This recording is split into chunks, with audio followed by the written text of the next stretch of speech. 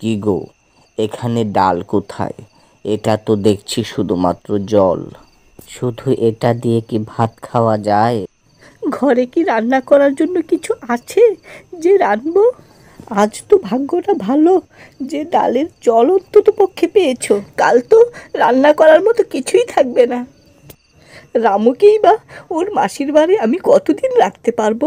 কি আর করব, কত চেষ্টাই না করলাম, কোনো জায়গায়ই তো কাজ পাচ্ছি না। আমি বলি কি, তুমি কাল জমিদার বাড়ি গিয়ে কিছু কাজের খোঁজ নাও। ঠিক আছে গিন্নি, কাল সকাল সকাল জমিদারের বাড়ি চলে যাব কাজের জন্য।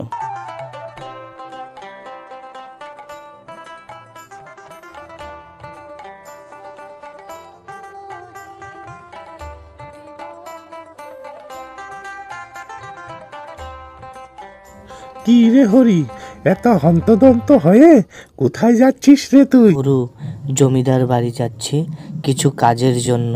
দেখি ওইখানে কিছু কাজ পাওয়া যায় কিনা, না হলে তো আমাদের না খেয়েই মরতে হবে। ভালোই হয়েছে, শুনেছি জমিদার সাহেব খুবই ভালো, অবশ্যই সাহায্য করবে তোকে। যাওয়ার সময় আমার দোকান থেকে এক কাপ চা খেয়ে যাবি কিন্তু।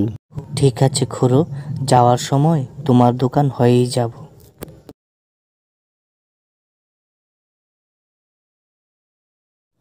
নমস্কার জমিদার সাহেব, আপনি তো জানেন চারিদিকে খরা চলছে, যার কারণে আমি আর আমার পরিবার না খেতে পেয়ে প্রায় মরতে বসে। আপনি যদি দয়া করে আমাকে কিছু কাজ দেন তাহলে অনেক উপকৃত হব।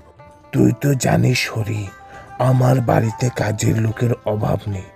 তাছাড়া আমার বাড়িতে কাজের পরিমাণও সে নেই।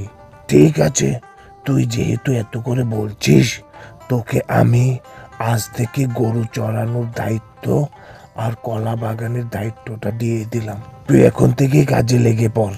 জমিদার সাহেব, আমি আপনার এই উপকার কখনোই ভুলব না।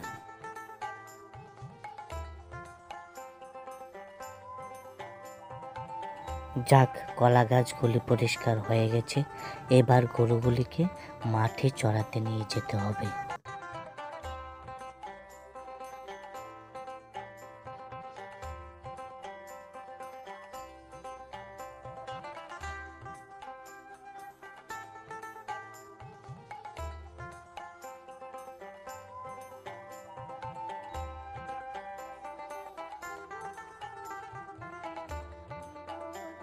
কি রে হরি, যে কাজের জন্য গিয়েছিলি সে কাজ হয়েছে? হ্যাঁ খুড়ো, কাজটা হয়ে গেছে। আসলে জমিদার সাহেব খুবই ভালো মানুষ।